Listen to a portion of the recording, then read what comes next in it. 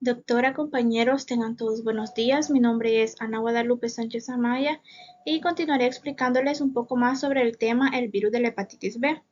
A mí me corresponde explicarles desde la patogenia hasta el control y la prevención.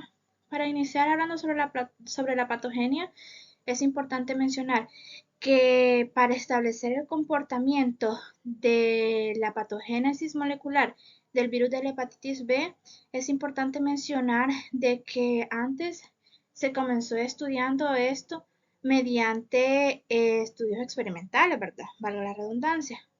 Estos estudios se realizaron con primates y con ratones transgénicos. ¿Por qué con ellos? Porque al ser transgénicos, eso quiere decir de que fueron creados en laboratorio o que su ADN fue manipulado en estos lugares, ¿verdad? Esto indica de que se les hace más fácil a ellos trabajar con estos animales virus, ya que va a ser más fácil manejar el comportamiento de esto dentro del sistema vivo, ¿verdad? En este caso dentro de los animales, ya que aquí dan mayores resultados, resultados más verídicos, más eficaces, para luego después irse a la interacción con los seres humanos. Pero el principal mecanismo de estudio de la patogénesis de este virus es identificar todos los antígenos y los anticuerpos que conforman el sistema del virus de la hepatitis B, ¿verdad? Tenemos que en este cuadro les vamos a presentar todos estos anticuerpos y antígenos que conforman este sistema. Entonces, aquí tenemos que el microorganismo causante de la hepatitis sérica o hepatitis B antes era llamada hepatitis sérica porque este virus afecta directamente el plasma sanguíneo. Entonces, tenemos que el virus causante de esta enfermedad es el virus de la hepatitis B, ¿verdad? Tenemos el primer antígeno. Dice que este es el antígeno de la superficie de la hepatitis B. Todos estos antígenos, como ya se los había mencionado anteriormente, van a ser detectados en el suero plasmático, ¿verdad? Como segundo antígeno tenemos el antígeno E de la hepatitis B. Así que este antígeno está relacionado con la nucleocapside del virus de la hepatitis B, ¿verdad? Y que indica la replicación viral. Este siempre va a aparecer, este siempre va a ser muy importante en lo que es la variación del ADN de este virus. Ya este va a estar presente cuando sube, este va a estar presente cuando baja, o sea que este demuestra el comportamiento de este virus. Y luego tenemos el antígeno central de la hepatitis B. También tenemos el anticuerpo contra el virus, contra el antígeno de la superficie de la hepatitis B, que dice que este antígeno indica una infección previa con el virus de la hepatitis B. Este antígeno por lo general va a aparecer cuando el cuerpo ya está pasando, digamos, por decirlo así, la enfermedad, pero sobre todo cuando la persona ha sido inmunizada con la vacuna contra el virus de la hepatitis B, como aquí lo menciona, que es la vacuna contra el virus de la hepatitis B. También tenemos lo que es el anticuerpo contra el antígeno E. Este dice que estará en la presencia del suero del portador de la superficie de la hepatitis B. Este tiene que estar positivo para que aparezca este antígeno, ¿verdad? Y que va a indicar una replicación baja del virus, o sea que el ADN va a estar bajo, va a estar en niveles bajos. Es como cuando la infección como que ha tomado un descanso. Entonces ahí va a aparecer este anticuerpo. Dice que anticuerpo contra el antígeno C o el antígeno central del virus de la hepatitis B. Dice que indica infección con hepatitis B en algún momento indefinido. Okay, este va a aparecer, digamos de que una persona se infectó con el virus de la hepatitis B, pero esta persona nunca se dio cuenta, nunca presentó síntomas ¿por qué no se dio cuenta? Porque su sistema inmunológico estaba alto, estaba bien, entonces lo libró de toda la sintomatología de este virus, ¿verdad? Pero digamos de que esta persona quiere donar sangre. Entonces, antes de que alguien vaya a donar sangre, se le realiza un examen químico para descartar cualquier enfermedad que pueda contagiar al paciente que va a recibir esta transfusión. Entonces ahí, y como esta persona ya había sido portadora de este virus, entonces ahí le va a aparecer este anticuerpo. Entonces quiere decir de que él en algún momento fue portador de este virus, pero no se determina en qué tiempo fue. Luego dice que aparece el anticuerpo de la inmunoglobulina M contra el antígeno central de la hepatitis B. Dice que indica una infección reciente con el virus de la hepatitis B positivo durante 4 a 6 meses después de la infección. Digamos de que el mismo caso, ¿verdad? Anterior, de que el paciente no presentó síntomas, se curó, eso, pero digamos que al mes 5, él ya no tenía síntomas ni nada, pero digamos que se enfermó de una gripe tipo catarro. Y de casualidad, así como por algún residuo del virus, presenta algún tipo de ictericia, por decirlo así. Va a pasar consulta y el médico sospecha que puede ser portador de alguna de las hepatitis virales. Entonces le manda a hacer la química, ¿verdad? Para detectar con los antígenos de estos virus. Y resulta de que sale de que él acaba de pasar una infección por virus de la hepatitis B. Entonces ahí va a estar presente este anticuerpo. Luego tenemos lo que es la evolución de la infección de la hepatitis B. Aquí tenemos que mencionar de que este virus va a causar dos fases. La primera es una hepatitis B con una infección aguda y la segunda es una hepatitis B con una infección crónica o persistente. Aquí vamos a hablar sobre lo que es la hepatitis B con infección aguda. Entonces, tenemos que mencionar de que va a ser un cuadro de infección aguda si, desde el momento en que este fue infectado por el virus hasta los 6 meses. Si pasa de los 6 meses, entonces ya estamos hablando de un cuadro de una hepatitis B crónica. En esta gráfica vamos a explicar cómo es el comportamiento de la patogénesis en una infección aguda. También es importante mencionar que el periodo de incubación es de 4 a 6 semanas con un máximo de 6 meses, como el compañero anteriormente ya lo había explicado, ¿verdad? Cuando una persona se infecta por primera vez, los marcadores serológicos del virus de la hepatitis B se van a detectar en lo que es la semana 6 hasta la semana 10 posterior a la exposición al virus, ¿verdad? Para que el ADN de este virus sea detectado, tiene que tener en valores mayores o iguales a 3.7 microunidades internacionales sobre mililitros, ¿verdad? Y que estos valores van a estar aproximadamente entre el día 21, día 22, 23. También tenemos lo que es la sintomatología, ¿verdad?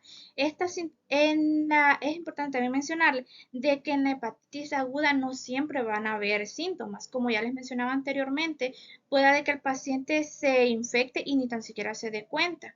Pero si estos síntomas, se llegaran a presentar, se presentan aproximadamente en la semana 3 a la semana 8 después de haber sido expuestos al virus, ¿verdad? Pero todos estos síntomas van a disminuir con la llegada de la ictericia clínica, que esta ictericia clínica solo dura de 2 a 12 semanas. Luego tenemos que la alanina aminotransferasa siempre va a estar elevada a lo largo de toda la infección, excepto en la fase crónica, que ahí tiene más variaciones, pero en toda la fase aguda va a estar elevada. Pero no siempre quiere decir que va a presentar sintomatologías, pero sí va a estar elevada. El valor normal de esta se va de 4 a 36 microunidades sobre litros. Aquí abajo podemos observar que los antígenos y anticuerpos que antes ya les había mencionado, ¿verdad? Aquí tenemos que el antígeno de la superficie de la hepatitis B que es este que observan acá y que también se presenta acá. Este va a estar presente a lo largo de toda la infección, ¿verdad? Y este es el que se detecta primero. Em, Luego tenemos la llegada de la inmunoglobulina G, que este es el anticuerpo del, del antígeno central de la hepatitis B. Lo tenemos acá. Aquí podemos observar en qué periodo esta...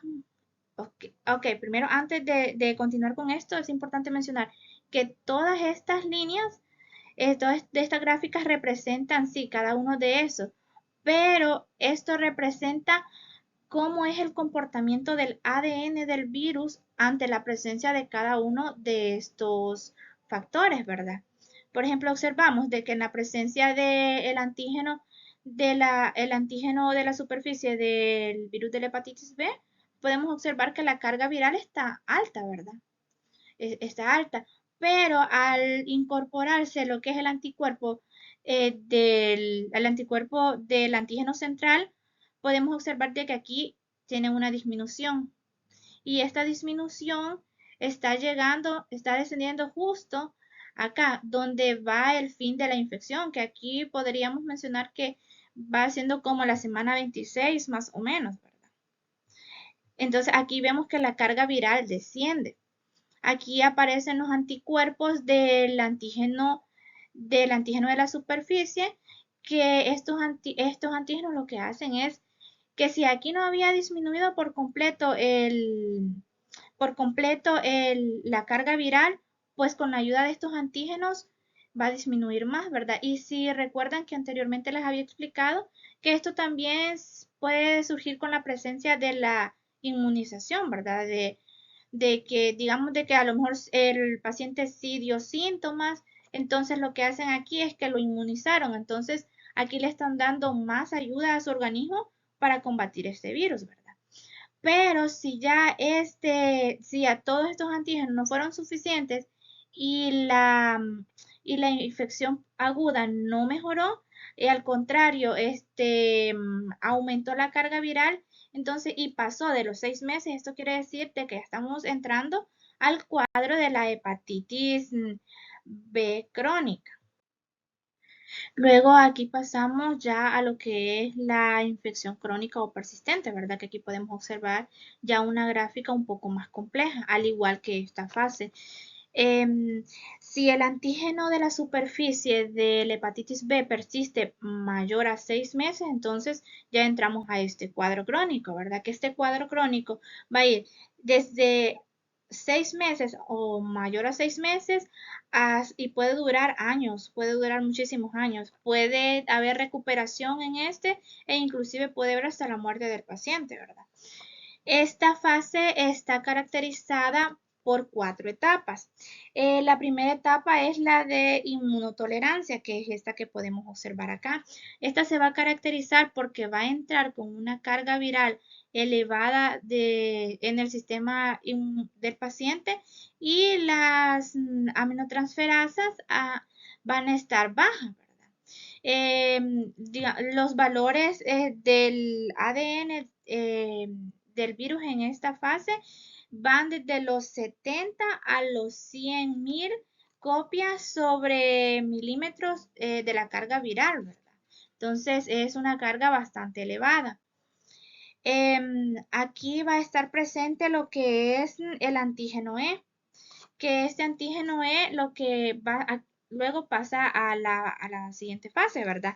Que es la fase inmunoreactiva. Como les hablaba del antígeno E, en esta fase el antígeno E pueda de que favorezca al paciente como también lo perjudique, ¿verdad? Ya al pasar a esta fase 2 el paciente ya tiene que estar en tratamiento, ¿verdad? Entonces, muchos pacientes de que ya venían con una enfermedad crónica, ya digamos una insuficiencia renal, problemas inclusive en el hígado, alguna cirrosis, hígado graso, que es muy común. Entonces, estos pacientes, aunque tengan un sistema inmune bueno, por decirlo así, este, siempre son propensos a pasar a un cuadro de hepatitis crónica. Por ejemplo, dice de que de 100 pacientes enfermos con hepatitis aguda, solo del 1 al 2% pueden presentar un cuadro de hepatitis crónica, ¿verdad? Pero entonces digamos de que aquí hay dos pacientes. Hay un paciente que tiene el sistema inmune muy bajo y hay un paciente que aunque tiene una enfermedad crónica y pasó al cuadro de hepatitis crónica, pero su sistema inmune responde, o sea, es tolerable. Entonces, digamos, este paciente pueda de que en esta fase, por tener una carga viral alta y por tener este anticuerpo, el anticuerpo del antígeno E, entonces pueda de que él saque muchas defensas, de que este anticuerpo le dé mucha inmunidad y que el tratamiento esté funcionando. Entonces va a pasar a la siguiente fase, que esta fase es la fase de baja replicación. Entonces aquí, como pueden observar, en esta fase, las alaninas aminotransferasa aquí no están presentes. Aquí lo único que está presente siempre es el virus, pero con una carga viral que es menor a 3.7. Digamos que puede ser una carga de 3.1, inclusive 3.0 o inclusive menor. Entonces aquí no es detectable. Y este paciente pues entonces va a tener una mejoría muy buena y muy probable que esta fase le dure muchos años, años indefinidos, pero no le va a estar causando problemas. Pero lo contrario del paciente que sí estaba inmunodeprimido y que esta fase le dio más fuerte, inclusive para muchos pacientes, esta es la fase más grave que le puede causar mayores complicaciones. Ellos no pasan esta etapa, ellos se saltan la fase de baja replicación y se la saltan directamente a lo que es la cuarta fase y que es la de alta replicación, ¿verdad? Entonces, aquí estos pacientes lo que hace es que el mismo anticuerpo que estaba ayudando acá, entonces aquí pasa a regresar el antígeno. Entonces este antígeno regresó con más fuerza y esto lo que causa es la respuesta inmunológica inflamatoria que aumenta considerablemente, ¿verdad? Y esto puede llevar a lo que es la necrosis de las células hepáticas, ¿verdad? Y esto lo que va a conllevar es a un carcinoma hepático, que es a la complicación más grave y a la más temible en esta enfermedad, ¿verdad? Ya que dice de que aproximadamente del 0.5 al 1% de los pacientes con hepatitis crónica se recuperan espontáneamente y no tienen ninguna complicación y la enfermedad crónica que ya tenían no se las ha alterado, entonces pueden seguir su tratamiento, ¿verdad? Pero lo contrario dice de que el 0.3 al 5% de los pacientes que sufrieron un cuadro de hepatitis crónica y que hepatitis B crónica, perdón, y que ya tenían complicaciones crónicas previas a la exposición de este virus, entonces ellos con esta probabilidad del 0.3 al 5.3 mueren. Entonces, son cosas muy lamentables, ¿verdad? Luego, continuando con el cuadro clínico, para establecer cualquier cuadro clínico de cualquier enfermedad, tenemos que tener una base para establecer este diagnóstico, ¿verdad? Y entonces, la base para establecer el diagnóstico de la hepatitis B aguda dice de que va a iniciar, de si hay síntomas, ¿verdad? Porque pueda, como les repetí anteriormente, pueda de que no presente síntomas, pero si los hay, van a haber pródromos de anorexia, náusea, vómitos, malestar general y aversión al cigarro. También puede presentar cuadros de fiebre, hígado agrandado y doloroso al tacto. También puede estar presente la ictericia. El recuento de leucocitos normales o disminuidos al inicio a un aumento, perdón, importante de las concentraciones de las aminotransferasas. Pues tenemos que el valor normal de los leucocitos va a ir desde los 4.000 hasta los 10.000 células sobre milímetros al cubo, ¿verdad? Entonces, también dice de que en la biopsia de hígado se divide en necrosis hepatocelular e inflamación de mononucleares, pero esto surge rara vez, no siempre. Esto más que todo sería, si surge estas complicaciones, ya sería en un cuadro, ya pasando a un cuadro de una hepatitis B crónica. En- Aquí tenemos ya como representados los síntomas que anteriormente se les mencionaron, ¿verdad?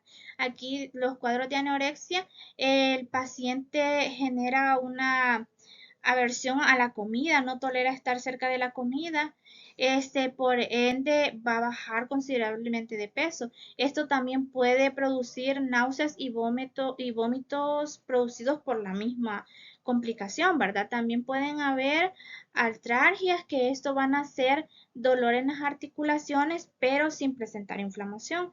También están presentes lo que son las mialgias, que esto es dolor en los músculos. También pueden haber cuadros de cefalea y fotofobia. En este de acá, aquí podemos mencionar de que los dolores de cabeza van a ser punzantes como casi tipo migraña. Entonces les va a molestar la luz y si no les molesta en sí la luz, pero sí les va a dificultar, digamos, mantener un rato saludable, un rato cotidiano.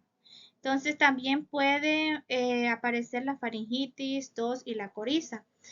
Muchos cuadros de hepatitis B surgen así, como una simple gripe, como un simple catarro, y se quedó así, pero en realidad era el virus de la hepatitis B. También pueden aparecer cuadros de fiebre baja. Estas fiebres no van a pasar de los 39 grados centígrados, ¿verdad? Y el paciente antes, digamos, unos 5 a 21 días antes de que llegue la fase ictérica, el paciente puede observar las heces de color arcilla y la orina que se ha tornado oscura, ¿verdad? Luego, cuando ya llega a esta fase ictérica, como mi compañero anteriormente mencionaba, que la susceptibilidad de este virus es en general, ¿verdad? Puede afectar tanto a niños, a bebés, como a adultos, o sea, todas las edades, todos los géneros. Entonces aquí podemos observar a un niño con la piel amarillita, ¿verdad? Y también lo podemos observar que las mucosas tienen un tono amarillento. Aquí también podemos observar al señor.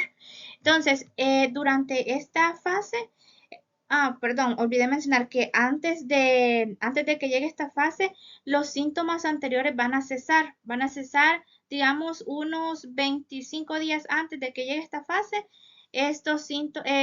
los síntomas aquellos van a desaparecer. Entonces, al llegar a esta fase, el paciente va a presentar una pérdida de peso, pero no muy notoria. Por ejemplo, podría ser de 1 a 2,5 kilogramos, que es lo máximo que puede perder el paciente, ¿verdad? También dice de que las adenopatías cervicales y la esplenomegalia, dice que es de un 10 a un 20% de que surjan estas complicaciones, ¿verdad? Que tenemos que la adenopatía cervicales, podemos observar que un ganglio cervical está inflamado, ¿verdad? Esto va a causar mucho dolor tanto perdón, como al mover el cuello. También en la esplenomegalia, el vaso lo podemos observar aquí que el vaso está bastante inflamado, ¿verdad? También otra de lo que puede aparecer en esta fase son las telangiectasias, que estas, como pueden observar ustedes aquí, son pequeños vasos sanguíneos dilatados, pero esto no es muy común. Esto solo del 1% de los pacientes es propenso a padecer de ellas, no siempre, pero lo que sí es muy propenso a que padezcan es que el hígado va a estar agrandado, como lo pueden observar aquí, el hígado agrandado, y es muy doloroso al tacto. También se puede presentar dolor en el cuadrante superior derecho. Luego pasamos a lo que es la base para el diagnóstico de la hepatitis B crónica o persistente. Entonces, dice que se define por infección crónica tanto de la hepatitis B como la de la hepatitis C y de la hepatitis D, a la que va a tener una duración de un tiempo mayor de 3 a 6 meses. También dice que el diagnóstico suele establecerse por pruebas de anticuerpos y ácidos nucleicos de virales en el suero, ¿verdad?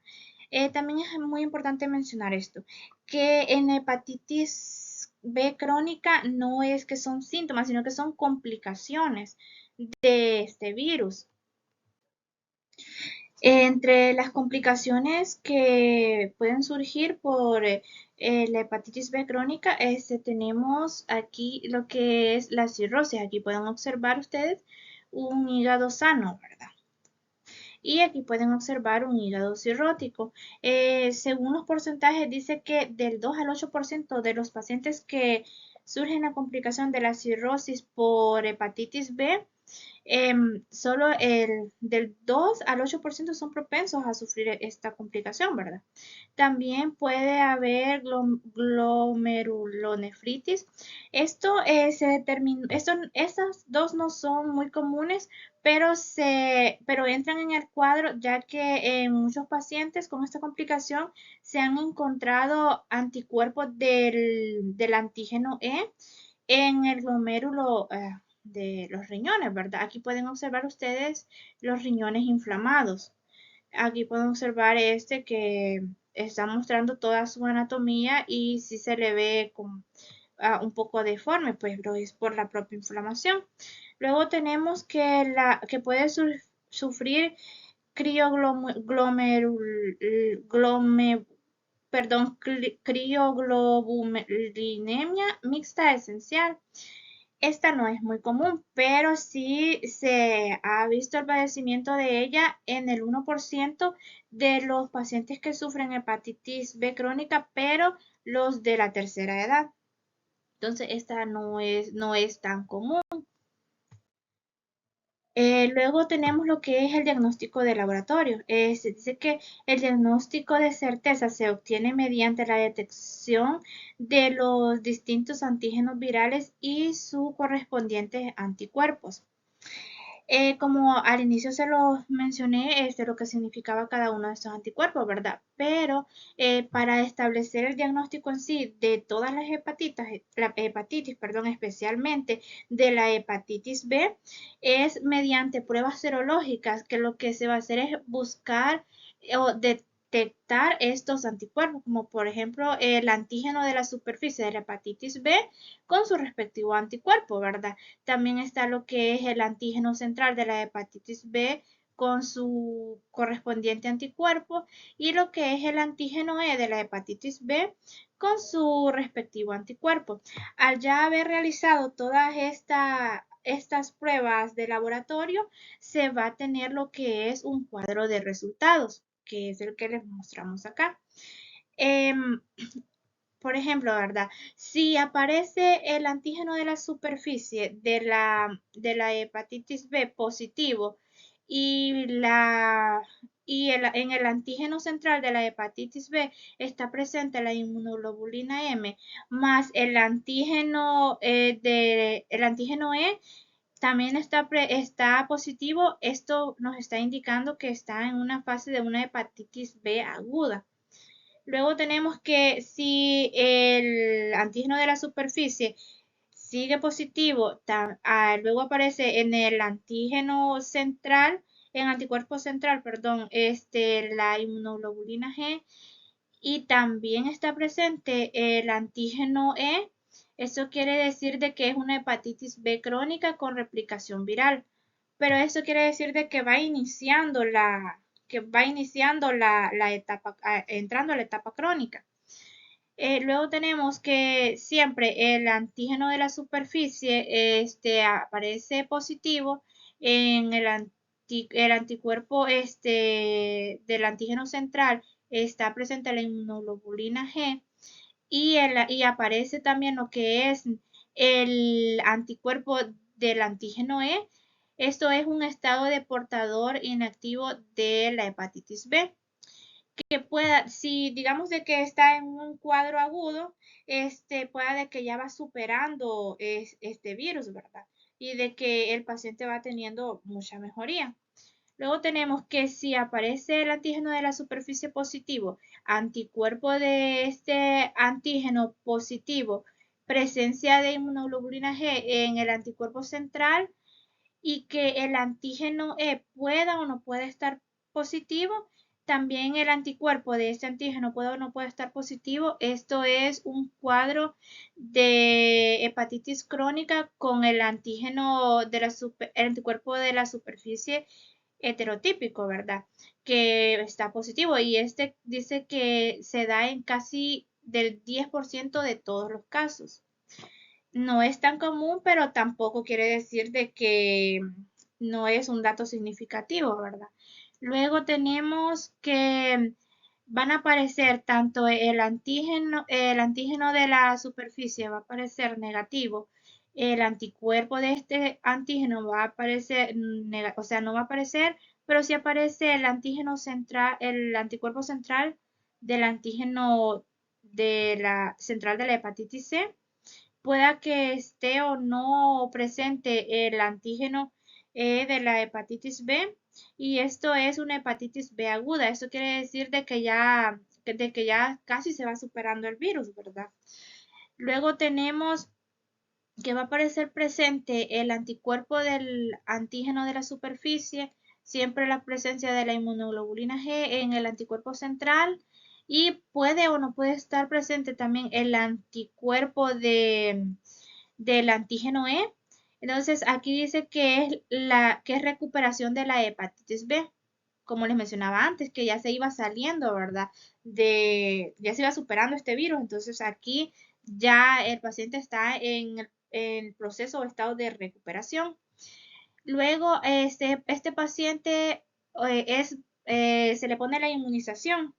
Entonces, cuando se pone la inmunización va a aparecer presente lo que es el anticuerpo del antígeno de la superficie B de la hepatitis B, que es este de acá, que pueden observar que es el único que aparece positivo, ¿verdad? Que este va a aparecer siempre cuando se da la inmunización mediante la vacuna. Y por último tenemos lo que es la presencia de la inmunoglobulina G en el anticuerpo del antígeno central de la hepatitis B. Y dice que esto es un positivo falsa.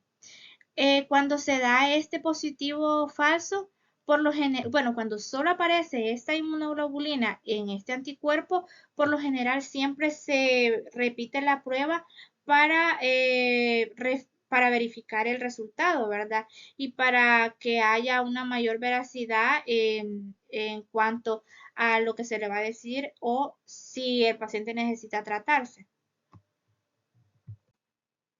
Aquí les presentamos lo que son los valores del ADN del virus de la hepatitis B, ¿verdad?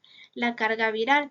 Por ejemplo, para que este sea detectado, ya les había mencionado que va a ser mayor o igual a 3.7 microunidades internacionales sobre mililitros y en el grado mayor es de 1.4 por 10 a la 11 microunidades internacionales sobre mililitros. El paciente está con el antígeno de la superficie de la hepatitis B, está positivo, así que la carga viral de este va a ser mayor a 1 por 106 microunidades internacionales sobre mililitros. Y si el paciente es portador inactivo, entonces este valor va a ser menor a 1 por 104 microunidades internacionales sobre mililitros. En cuanto a lo que es el diagnóstico diferencial de la hepatitis B, tenemos muchas enfermedades que se pueden similar a esta enfermedad, como lo es la influenza, que esta es la gripe estacional. ¿Por qué esta? Porque como les mencionaba anteriormente, un cuadro de hepatitis B aguda puede parecer así, solo presentar síntomas como lo que es una gripe o un catarro. Por ejemplo, el agente causal de la hepatitis B, pues ya sabemos que es el virus de la hepatitis B. A diferencia de la influenza, el agente causal de este es el virus de la influenza. eh, de tres tipos, el tipo A, el tipo B y el tipo C, pero por lo general es el tipo B y el tipo C. Aunque el tipo A infecta lo que son animales, pero también al ser humano. En el periodo de incubación de la hepatitis B tenemos que de 6 semanas a 6 meses con un periodo de 12 a 14 semanas.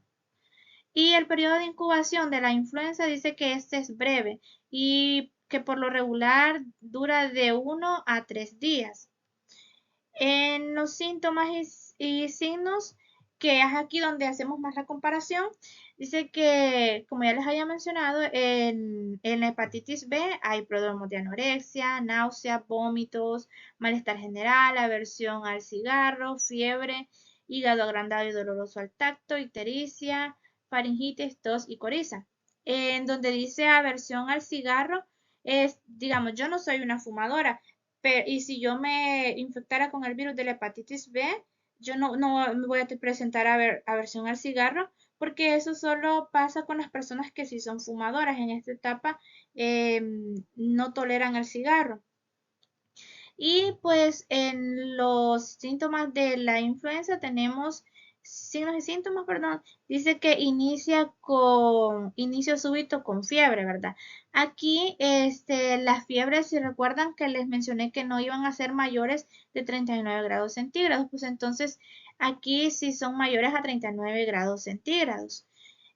También va a presentar escalofríos, malestar general, tos, coriza, mialgias y postración fuera de proporción de los síntomas catarrales, como pueden observar aquí a esta señora, ¿verdad? De que presenta síntomas catarrales. Son muy similares a los que se presentan en un cuadro de hepatitis B aguda.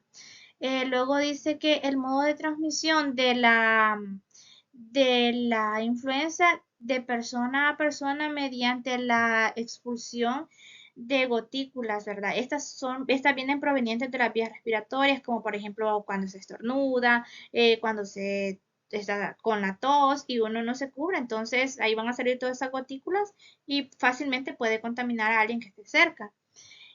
Lo contrario de la hepatitis B, que el modo de transmisión de esta es por la inoculación de sangre contaminada, claro, ¿verdad? Hemoderivados infectados o contacto sexual, que se encuentra en la saliva, semen y secreciones vaginales. También la madre positivas con este virus pueden transmitírselo a su bebé durante el parto. Otro diagnóstico diferencial que tenemos es la hepatitis A. Podemos hacer un diagnóstico diferencial con todas las hepatitis, pero en este caso lo estamos haciendo con la hepatitis A.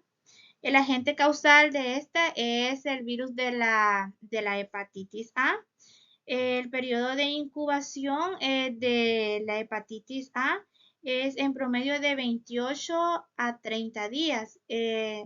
Y con un intervalo de 15 a 50 días, ¿verdad? Muy diferente a los de la hepatitis B. Signos y síntomas pródromos que incluyen anorexia, náusea, vómito, malestar general, aversión al tabaco, fiebre, hepatomegalia dolorosa, ictericia.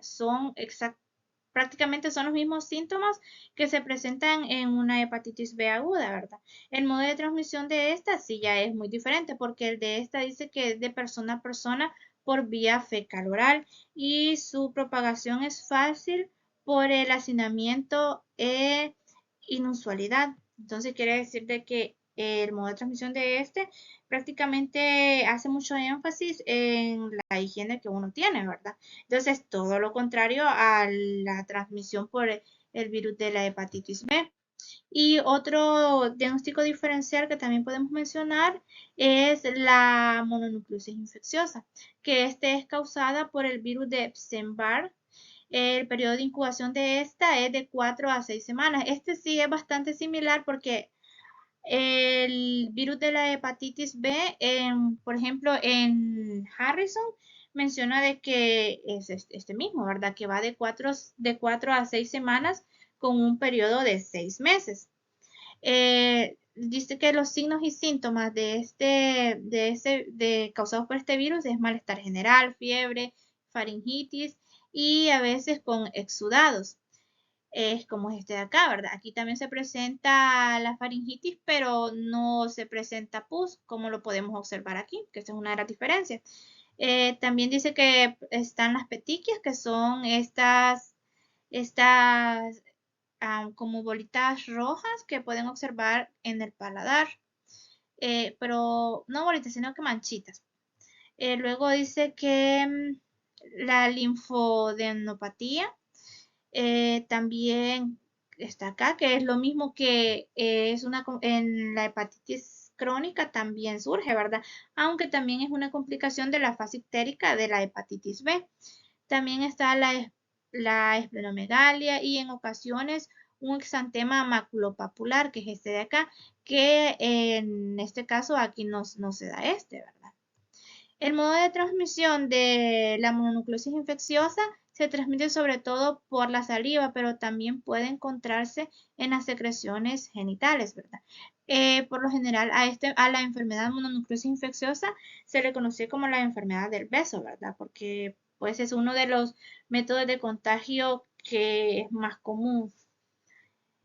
Y luego tenemos el último diagnóstico diferencial. Hay más diagnóstico diferencial, pero nosotros tomamos a bien solo compararla con cuatro, ¿verdad? Lo que es el citomegalovirus, que el agente causal de esta enfermedad es el herpes virus humano. El periodo de incubación dice que varía que derivado de un trasplante o de una transfusión de sangre es de 3 a 8 semanas. Durante el nacimiento se manifiesta de 3 a 12 semanas después del parto. Como al igual que la hepatitis B, este también es la madre también puede infectar a su bebé durante el parto, ¿verdad? Los signos y síntomas que presenta similares a los de la mononucleosis infecciosa. Dice que las manifestaciones graves varían según la edad y el estado inmunológico de la persona al momento de la infección, al igual que en la hepatitis B, ¿verdad? Todo el curso de la enfermedad, tanto de la fase aguda como de la fase crónica, va a depender del estado inmunológico en el que se encuentra el paciente.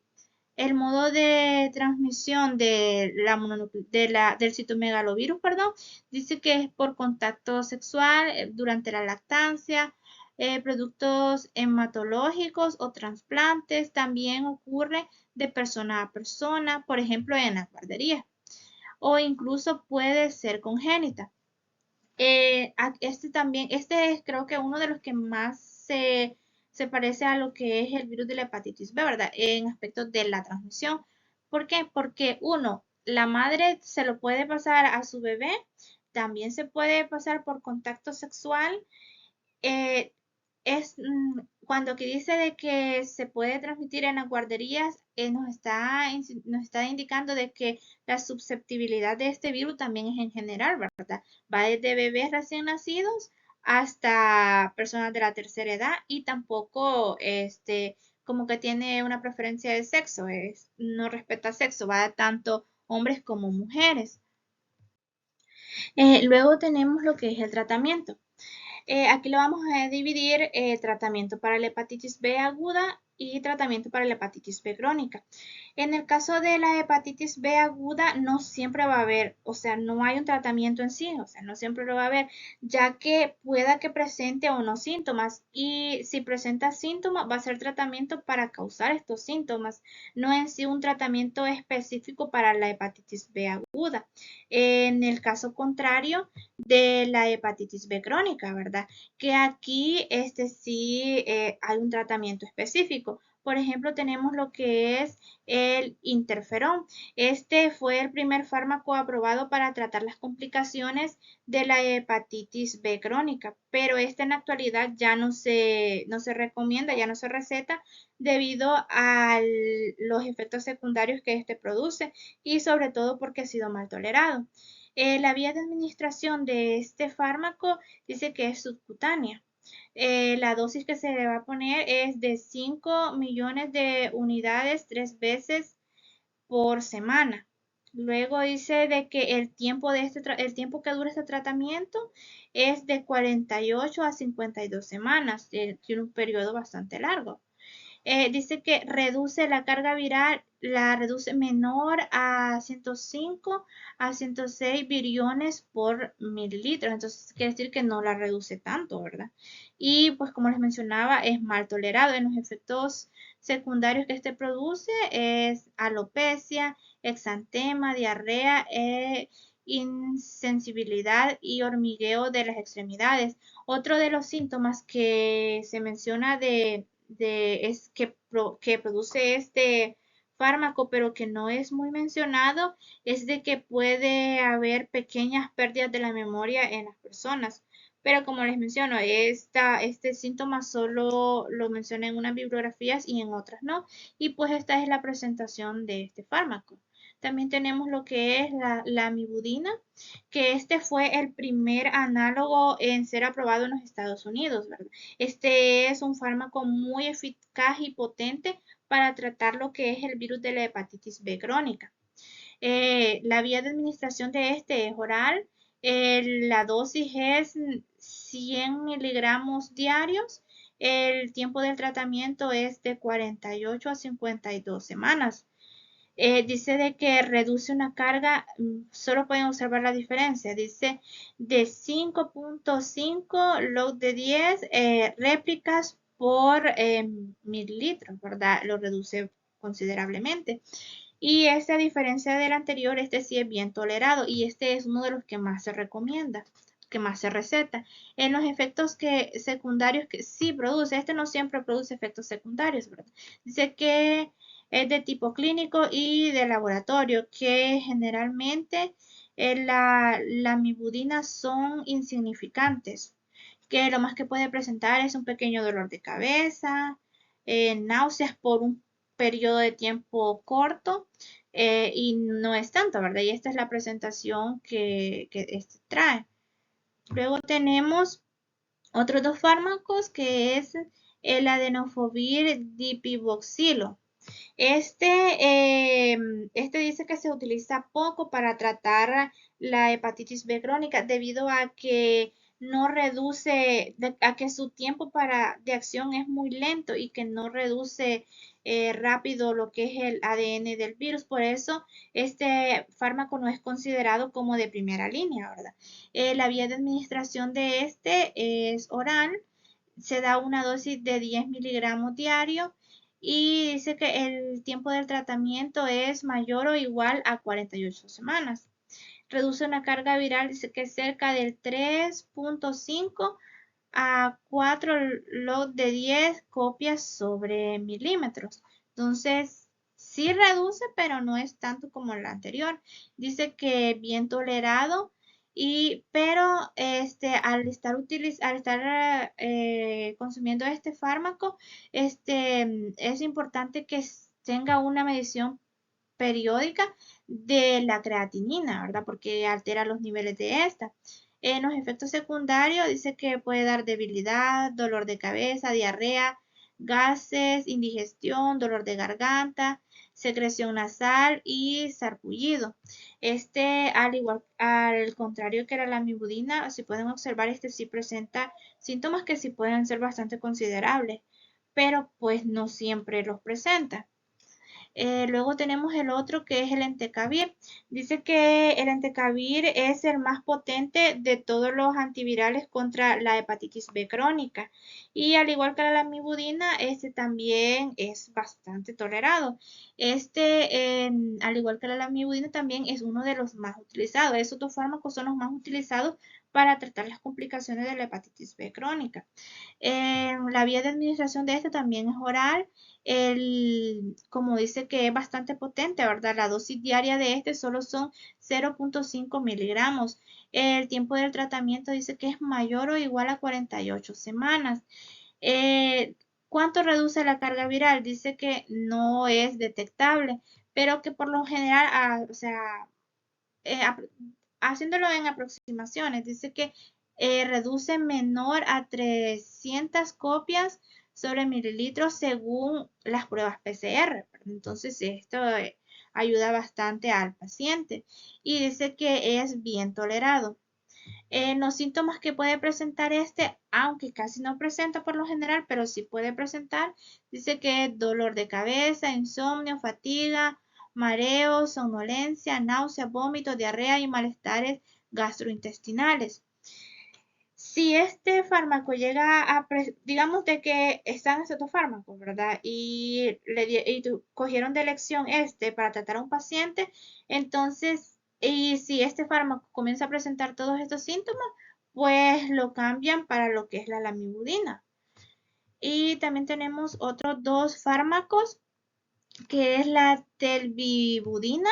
Dice que esta es muy similar al entecavir, pero que este es de acción un poco más lenta y no se recomienda como tratamiento de primera línea, porque para tratar las complicaciones de la hepatitis B crónica, lo que se está buscando es que la reducción del ADN de este virus se reduzca rápido, ¿verdad? Entonces, pero si el fármaco no hace esa función, entonces es como que se van descartando. La vía de administración de este es oral, la dosis es de 600 miligramos diario, el tiempo del tratamiento es mayor o igual a 52 semanas y reduce el menor a 300 copias sobre mililitros, ¿verdad? Entonces, sí es considerable, pero se tarda en reducirlo. Luego dice que sí es bien tolerado y los malestares que puede presentar, los efectos secundarios o malestares que puede presentar, mareo, cefalea, tos, diarrea, aumento de las lipasas sanguíneas, náuseas, dolor abdominal, erupciones y fatiga. Cuando entran a lo que es la fatiga, este fármaco también puede generar episodios de ansiedad. No son muy comunes, pero también los puede generar. Por lo que también uno de esos es por los factores de que no es muy recomendado. Y luego tenemos el tenofovir, que este tenofovir es un potente antiviral. Este también se utiliza para combatir lo que es el virus del VIH y que también es muy potente para suprimir el ADN de la hepatitis B crónica. El tenofovir, su vía de administración es oral. La dosis que se da son 300 miligramos diario. El tiempo del tratamiento es mayor o igual a 48 semanas. Dice de que no se han detectado en sí cuánto es la carga viral que este reduce, pero de que en los aproximados dice que es menor a 400 copias sobre mililitros. Por lo general a todos los fármacos que no se les detecta en sí cuánto reduce la carga viral, no son muy recomendados, ¿verdad? Porque lo que nosotros vamos buscando es darle al paciente un tratamiento que sea eficaz y que en promedios estadísticos en investigaciones con otros pacientes se vea de que ha dado buenos resultados. Pero si no tenemos en sí un valor exacto de cuánto le vamos a estar reduciendo de carga, ya sea diaria o por horas o semanal, entonces como que es un poco arriesgado, ¿verdad? Y dice que este se tolera bien, pero que también se recomienda la medición de la sérica de la creatinina, porque también puede dar, no pues en la mayoría de veces dan alteraciones en ella. Entre los efectos secundarios de este dice que es acumulación de ácido láctico en la sangre, trastornos del hígado y nuevos trastornos de los riñones o empeoramiento de los existentes, incluso insuficiencia renal. Por ello, este no es un fármaco que se va a utilizar de primera línea o tan recomendado para tratar lo que son las complicaciones del virus de la hepatitis B crónica. Este sería más que todo una opción, digamos, de que si el paciente no está presentando mejoría con los otros fármacos, o presenta muchas reacciones adversas a los fármacos anteriores, pues entonces este sería una elección para tratamiento, pero no siempre va a ser recomendado y tampoco es de primera línea. Luego pasamos a lo que son las complicaciones de la hepatitis B. Las complicaciones en sí, porque anteriormente les mencioné complicaciones, pero no eran las complicaciones en sí de la hepatitis B. Dice de que durante la fase prodrómica de la hepatitis B aguda aparece el 5 al 10% de los individuos un síndrome similar a la enfermedad del suero, y dice que esta enfermedad del suero se caracteriza principalmente por artralgias, que como ya les había mencionado son dolores en las articulaciones sin presentar inflamación. También puede estar presente pequeñas erupciones y el angioedema. Este angioedema es inflamación en el cuerpo, pero por lo general se da en el rostro. Se puede observar aquí a una señora que tiene los párpados bastante inflamados y el rostro en general, ¿verdad? También dice que en raras ocasiones se puede presentar lo que es la hematuria y la proteinuria, que es que las células plasmáticas se acumulan en el riñón y la orina se presenta en tono rojo, bastante intenso, ¿verdad? Y luego tenemos lo que es la complicación más grave y más temida, pero que es la más característica de la hepatitis B crónica, ¿verdad? Que es el carcinoma hepatocelular, cáncer de hígado. Este dice que del 2 al 8% de los pacientes cirróticos son muy propensos a padecer esta enfermedad. Y también nos menciona de que estadísticamente este es la principal causa de muerte en los pacientes cirróticos, y que también esta complicación es propensa en personas que ya tienen un padecimiento crónico anterior, no necesariamente del hígado, sino que puede ser una insuficiencia renal o otra enfermedad crónica. Entonces los hace muy propensos a padecer esta complicación grave y que puede ser mortal, ¿verdad?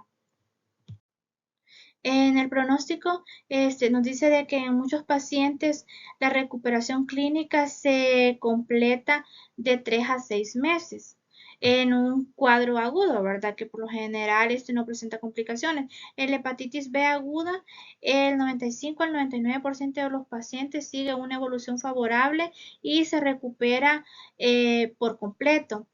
En el 1 al 2% de los adultos con buena respuesta inmunológica o inmunitaria con hepatitis B aguda surge una forma crónica, pero esos pacientes son los que ya tienen una enfermedad crónica anterior a la exposición del virus de la hepatitis B, ¿verdad? Y también nos menciona de que la evolución de la hepatitis B crónica es variable y las secuelas son cirrosis, insuficiencia hepática y carcinoma hepatocelular. La tasa de mortalidad a 5 años es de 0 al 2% en sujetos sin cirrosis y de 14 al 20% a sujetos con cirrosis compensatoria, y que del 70 al 86% después de la descompensación. Entonces, quiere decir de que el pronóstico en un cuadro crónico de hepatitis B, si no hay un sistema inmunitario alto, es muy probable de que el paciente desarrolle complicaciones y lo pueda llevar a la muerte. En la prevención y el control dice de que hasta 1982 la prevención de la hepatitis B consistía en la inmunización pasiva, que solo había una vacuna. Solo esa vacuna es la que le daba la inmunización a las personas y que no estaba disponible para todo el público.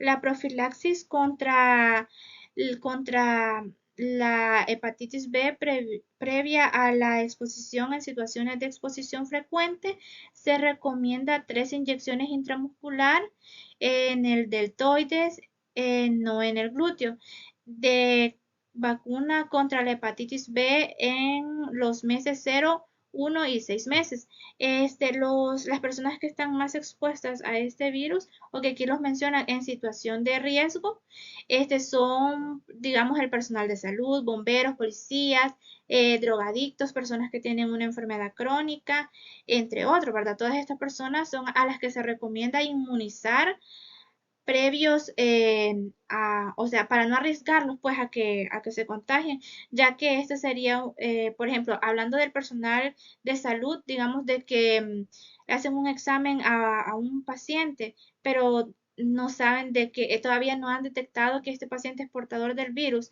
y desgraciadamente se pinchan, entonces aquí pues ellos se van a infectar, entonces se busca eso, inmunizar al paciente por si llega a pasar un accidente de estos, él tenga defensas de cómo combatir este virus. Y también dice de que en el embarazo no se supone una contraindicación para recibir la vacuna, entonces que es seguro aplicarle la vacuna a una señora embarazada.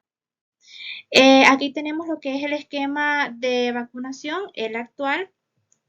Esta vacuna se aplica en el recién nacido a las 24 horas de que él nació. También a los 18 meses se da un refuerzo junto con la hexavalente, ¿verdad? Que esta es una vacuna que previene la difteria, la tosferina, la influenza y la hepatitis B, entre otras vacunas, ¿verdad? También dice de que a los adultos mayores o a las personas que son vulnerables a infectarse con el virus de la hepatitis B, también se les aplica la inyección, ¿verdad? Entonces, aquí es la primera, luego está el primer refuerzo y esta es solo por precaución. Y por último tenemos lo que son cómo prevenirnos, o cómo cuidarnos para no infectarnos con el virus de la hepatitis B. El primero dice de que el uso de condones en relaciones sexuales seguras. Si no se tiene una pareja estable o si se tienen parejas ocasionales, se recomienda usar condones, ya que no solo nos estamos protegiendo de contraer el virus de la hepatitis B, sino que se están protegiendo de contraer muchas enfermedades de transmisión sexual, ¿verdad? Muchas enfermedades que no tienen cura. Luego dice vacunas para prevenir la hepatitis B, es la inmunización. Eh, por lo general, muchas madres ya no creen en las vacunas, ¿verdad?